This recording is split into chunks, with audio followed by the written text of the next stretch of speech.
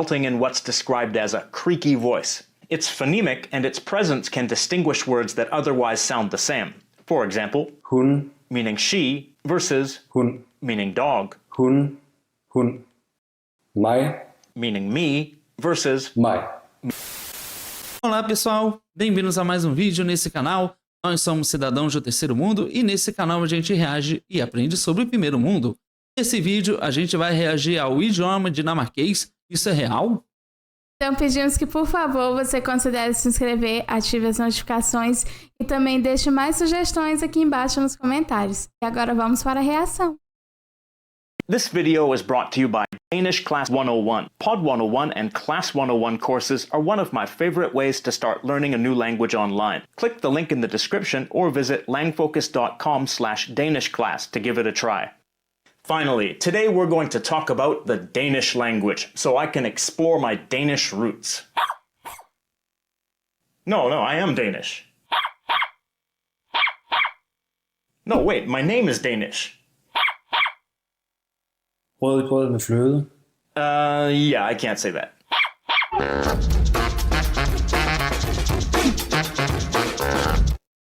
Hello everyone, welcome to the Langfocus channel, and my name is Paul. Today we're going to focus on the Danish language.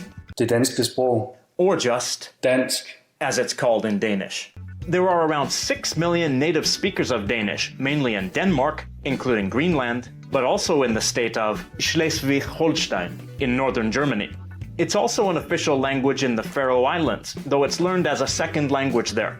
Just like Swedish and Norwegian, Danish is a continental North Germanic language. It has historically formed a dialect continuum with Swedish and Norwegian, and on paper it's very similar to them. But when spoken, it's normally quite difficult for Swedish and Norwegian speakers to understand because of its complex phonology.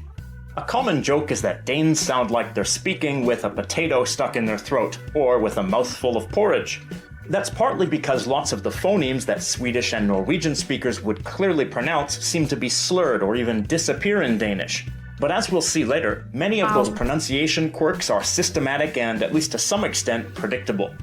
The North Germanic languages all descended from Old Norse, which developed from Proto-Germanic by the 8th century. Some variation began to develop in Old Norse, and it diverged into Old West Norse and Old East Norse, which diverged into Old Danish and Old Swedish by around the 13th century. As I mentioned in my video on Swedish, Old East Norse is sometimes referred to as either Runic Swedish or Runic Danish, depending on its location. This name reflects the fact that it was written in the runic alphabet. By the time Danish had developed into a separate language from Swedish in the 13th century, the written language of Denmark was Latin, and Danish was mainly written in the Latin alphabet, though it continued to be written with runes to a limited extent. In the mid-14th century, Danish began to be used as an administrative language, though the written language was not yet standardized, so dialectal variation and different spelling choices were evident in writing. And just like Swedish and Norwegian, Danish vocabulary was significantly influenced by Low German during the Hanseatic expansion. In the 16th century, Latin ceased to be the exclusive language of Christianity because of the Protestant Reformation, and the first Danish Bible was published in 1550. As was the case with many languages of Europe, this went a long way towards making Danish a literary language and towards standardizing it. But during this time, the characteristic phonological features that set Danish apart from Swedish and Norwegian were also developing. In the following centuries, numerous Danish grammars were written, as well as an increasing amount of literature. In the 17th century, the variety of Danish used by the Danish chancellery became the de facto standard language, and served as the basis for Rigsdansk, as Standard Danish is called today. One noteworthy feature of this variety of Danish was the uvular R sound. Unlike the rolled R, in other words the alveolar R, which is used in most areas of Sweden and Norway.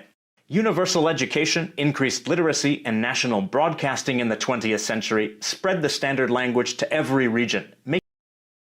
Uau! É realmente muito interessante a gente perceber como foi forte essa influência do latim em outros países. A origem do nosso idioma é o latim, mas a gente percebe que o latim ele foi muito propagado através do uso da religião E eu acredito que isso tenha sido influenciado, inclusive, pelo Império Romano. Era um império muito grande e influenciou realmente numa época em que eles dominavam uma área muito grande no mundo. Realmente isso é muito louco, porque eu nunca pensei que os idiomas desses países, e muitos que a gente tem reagido aqui, a gente tem visto que que tinha um pouco da raiz do latim. E eu acho isso muito interessante, porque isso nunca passou pela minha cabeça.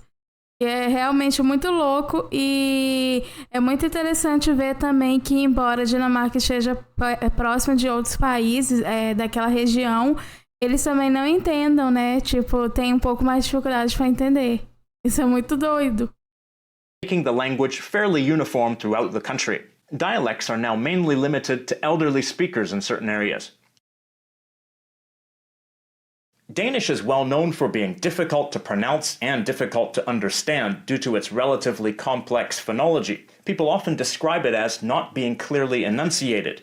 One book that I've seen prefers the euphemisms soft and indistinct, and many sounds become reduced or dropped in Danish. For example, this word meaning product. So take a look at the spelling and imagine what it sounds like. Well, here's how it sounds in Danish. Vare. There is far from being a one-to-one relationship between letters and sounds. You have to learn the sounds that various letter combinations make too, as well as the way certain sounds change depending on the other sounds surrounding them. Do you remember this phrase from the beginning of the video? Rødgrød med fløde. Meaning red fruit pudding with cream? Pay attention to the D sounds. Rødgrød med fløde. The Danish D is pronounced in a few different ways. At the beginning of a syllable, it sounds like D, or maybe like T, without aspiration. It's pronounced in a different way when it comes after a vowel in a syllable coda. In other words, it's not at the beginning of a syllable. This is the soft D sound. Blødt D. In many books and courses, it's described as a soft the sound, like in English, the. But it really doesn't sound like that. Listen to this example meaning fat. Fed. The soft D is often perceived as an L sound, L, by non-native speakers. It's typically a velarized laminal alveolar approximant. Rather than trying to wrap our heads around what that is, let's just think about how to make a good attempt at producing it. When you make a voiced the sound, the tip of your tongue is between your upper and lower teeth. But when you make the Danish soft D sound, the tip of your tongue touches the back of your lower teeth. And as you're making the sound, the rest of your tongue kind of rises and moves forward, bringing it close to the roof of your mouth. Your tongue never fully contacts the roof of your mouth, making it an approximant rather than a fricative. D is also not pronounced after L or N or before T or S. For example, En alder. meaning an age, Fanden. meaning the devil. G is also soft at the end of words and between voiced sounds in a syllable coda. That means its place of articulation opens up and it changes from a stop to an approximant. It's almost silent or silent. For example, Et valg. meaning a choice, and Bage. meaning bake. G is also pronounced as one of the two vowel elements in several diphthongs, as we'll see in a minute. The letter V is also pronounced as an approximant, not usually a fricative. The. For example, Vare. V is silent after L. For example, Selv. meaning self, and Gulv. meaning floor. It's also silent after the vowel U. And V is pronounced as the second element in some diphthongs, as we'll see in a minute. At the beginning of words, R is pronounced as R, a voiced uvular fricative, or R, a voiced uvular approximant at the back of the throat. For example, Rask. at the end of words, it's pronounced as a vowel. For example, Bøger. and that's also true after a vowel in a syllable coda. Vowels. Danish vowels can be either short or long, and many of them can be pronounced more than one way depending on the other sounds adjacent to them. For example, when the letter A comes before or after R, it's pronounced A. For example, Rar. in other contexts, it's pronounced more like A when it's a short vowel, Danske. and it's more like A when it's a long vowel. For example, Male. meaning paint. E is pronounced A, either as a short or long vowel, Et. but can also be either short or long, after R. 60. And it can be pronounced as a schwa or become silent at the end of words. Male. Bage. Danish stands out amongst the Meu Deus, mas Eu gosto muito dessa parte, mas sempre quando chega nessa parte eu fico muito confusa, porque no português a gente... tudo que é escrito, nós vemos daquela maneira. Nós não temos muito isso de mudar. Então, a fonética é muito parecida com a escrita. Só que a gente vê aqui que não tem nada a ver. Não tem absolutamente nada a ver. É muito diferente. A impressão que eu tenho é que você tem que fazer uma acrobacia com a sua língua para você pronunciar isso. Eu particularmente, esse momento técnico é muito complicado, porque a gente consegue perceber que algumas palavras elas possuem sinais. E é muito interessante que nesse sentido o nosso idioma é um pouco parecido com o deles, não pelos sinais serem iguais, mas por conter sinais. E cada sinais ali transforma a palavra e o seu significado também. Mas isso aqui é muito diferente. Realmente é uma coisa muito, muito complexa. Muito complexo. Continental North Germanic languages for having lots of diphthongs. There are two categories, those with E as the second element and those with U as the second element. hej, mig, høj, løg, livlig, blev, evne, syv, øvre, støvle, lov, bog, havl, hav, gav. Notice that there are many cases when a combination of a vowel plus G or V represents a diphthong. That's because, at least in some contexts, they are approximants. Then, because approximants are close to vowels, the vowel plus approximant combinations become diphthongs. Unlike Swedish and Norwegian, Danish does not have pitch accent, but it does have phonemic stress accent. The meanings of some words are distinguished by differences in stress. For example, Billigst, billigst, one unique phonological feature of Danish that other North Germanic languages don't have is called stød, This is like a glottal stop without complete closure of the vocal cords, resulting in what's described as a creaky voice. It's phonemic, and its presence can distinguish words that otherwise sound the same. For example, hun, meaning she versus hun, meaning dog, hun, hun. Mig, meaning me versus mig, meaning May, as in the month of May. mig, mig. It can appear in syllables with a long vowel or in syllables with a short vowel followed by a voiced consonant. This phonological feature is not present in some dialects, specifically Southern Danish dialects. Now let's look at some sentences in order to examine some of the grammatical features of Danish. Meu Deus. Isso é realmente, eu vou repetir o que eu mencionei anteriormente. É algo muito, muito complexo. E existe aqui um trabalho com a musculatura, a língua, a forma onde vai ser projetada, o uso de outros instrumentos da voz. Mas sabe o que isso me lembrou? É que, tipo, ele fala sobre a questão do uso da glote aqui. E que você precisa fazer de uma forma que não seja pronunciada algumas letras. E isso, eu não sei se é semelhante, eu não não tenho muito conhecimento nessa área, mas a gente tem estudado inglês e no inglês acontece que algumas palavras não podem ser pronunciadas. E nós brasileiros temos uma dificuldade enorme com isso. Por exemplo, aqui a gente fala hot dog, porque a gente não consegue comer esse final das palavras, sendo que deveria ser hot dog. Então, pra gente é muito difícil. Então, assim, eu tô vendo isso aqui de novo. Meu Deus, isso aqui é ainda mais difícil. Porque eu não consigo ler nada. E tem esses desenhos na letra, que é tipo uns acentos, não sei o que é isso, meu Deus. Jeg så en film. Meaning, I saw a film. Word for word, it's I saw a film. The word order is the same as in English. SVO. Ein is the indefinite article. The definite equivalent of this sentence is Jeg så filmen. meaning I saw the film. The definite article is a suffix that attaches to the end of the noun, unlike the definite article in English that comes before the noun. Danish has two genders, common gender and neuter gender. film. is a common gender noun. For a neuter noun, the article is 1. Jeg så et hus. I saw a house. Notice that the pronunciation of the articles becomes reduced in full sentences, since they're not emphasized as keywords. Jeg så huset. I saw the house. Plural nouns also take indefinite and definite endings, but rather than depending on gender, they fall into one of three noun classes. Jeg så 2 film. I saw 2 films. Jeg så filmene. I saw the films. This noun class takes no suffix on the indefinite plural and the suffix 1. on the definite plural. Jeg så 2 huse.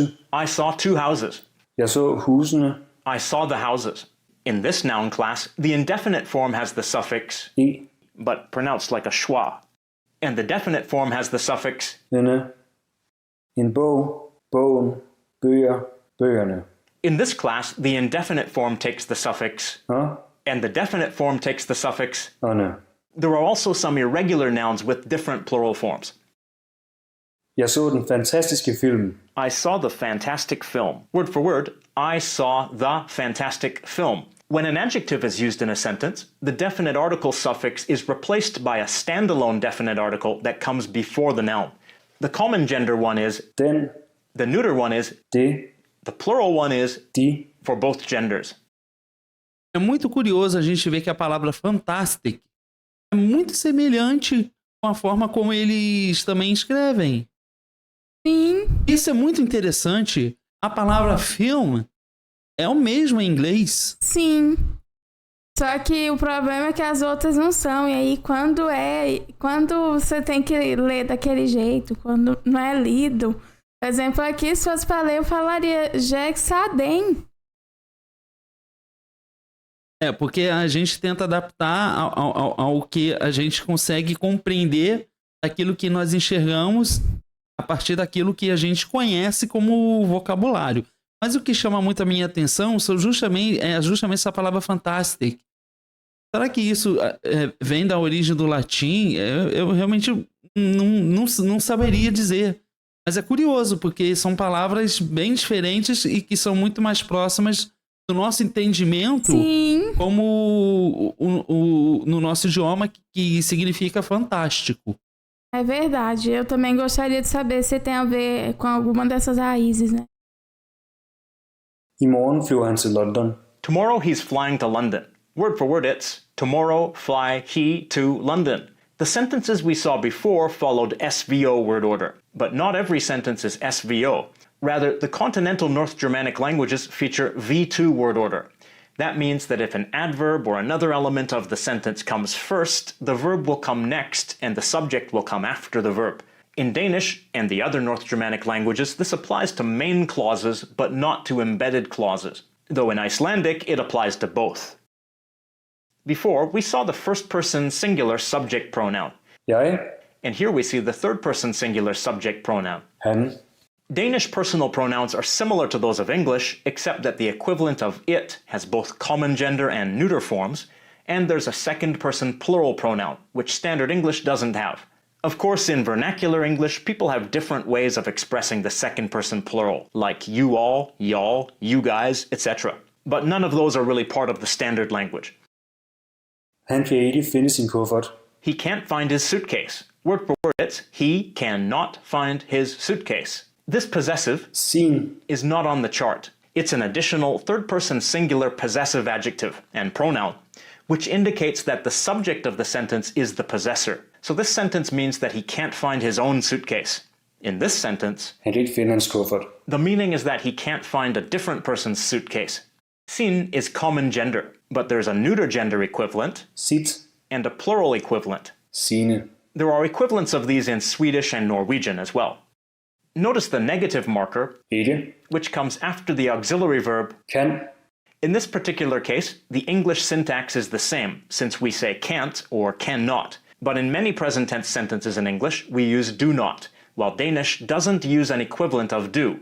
Almost no languages do. In Danish, the negative always comes after the verb. Vi spiser ikke kød. We don't eat meat. How about the verb itself? As in Swedish and Norwegian, verbs are not conjugated for person or number. So this present tense verb Kan. is exactly the same, no matter who the subject is.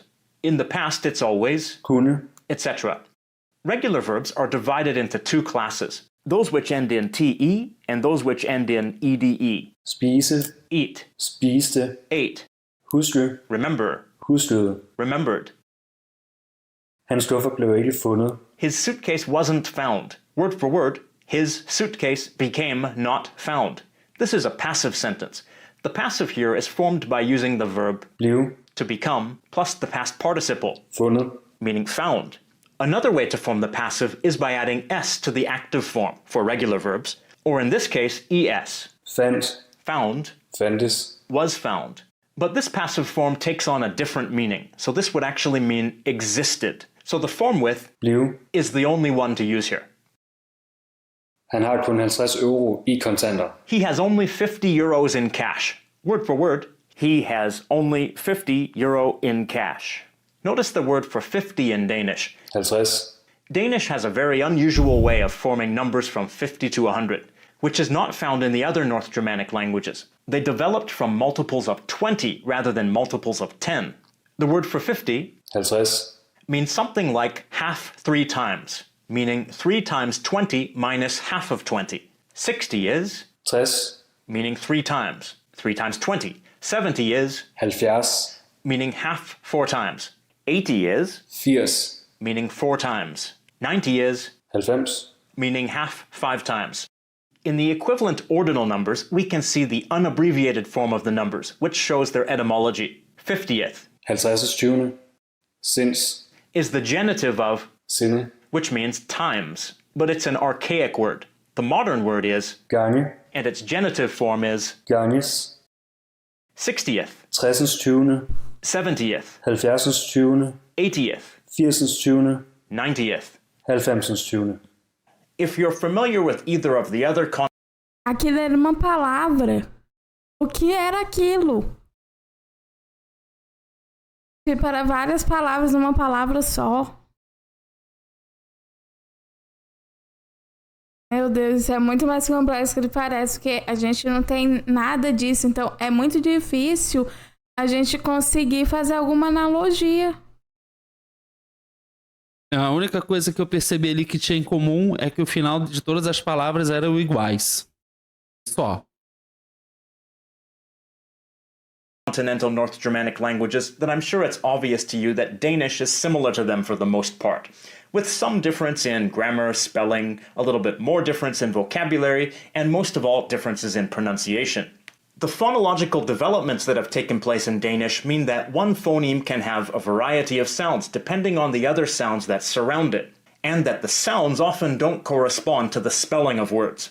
But hopefully you've seen that there are some patterns to those differences, and that it's far from impossible to learn Danish pronunciation. Especially for speakers of Swedish and Norwegian who have trouble understanding Danish, I think it would be pretty easy to learn to understand it by learning those patterns and then getting lots of exposure to Danish. The question of the day. I think I've asked a similar question before in another video, but for speakers of Danish, how easy is it for you to communicate with Norwegian and Swedish speakers? Are you able to adjust your speech so that they can understand you? And Norwegian and Swedish speakers, are you able to communicate with Danish speakers? And other people, what's your impression of Danish? Which of its features stand out to you? Uau, eu achei muito complexo. Achei é um idioma realmente muito diferente, muito interessante. De fato, eu achei muito interessante porque as palavras elas são realmente muito diferentes. Algumas delas possuem símbolos, no qual eu acho que nesse sentido é semelhante ao nosso idioma, apesar dos símbolos não serem os mesmos, mas é muito complexo de compreender essas informações extremamente técnicas e científicas. É algo que explodiu minha cabeça.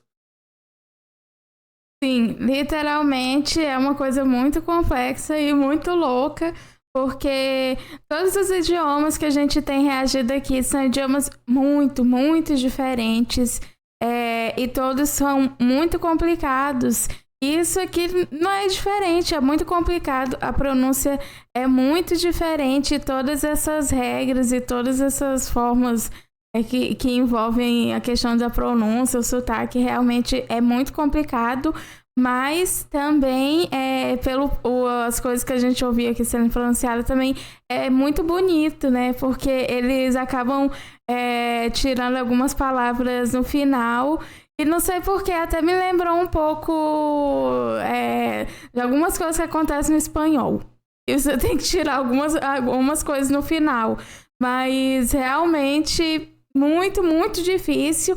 Eu não sei se eu conseguiria aprender. Talvez conversando com as pessoas, mas essa questão da gramática, isso aqui foi muito louco, muito complicado. Realmente, é muito difícil. Quem sabe um dia a gente não aprenda a falar, né? Sim, verdade. Mas essa foi a reação desse vídeo. Então, se você gostou, aproveita para se inscrever, ativa as notificações e também deixe mais sugestões aqui embaixo nos comentários. Muito obrigado por ter assistido esse vídeo e a gente se vê na próxima reação. Tchau!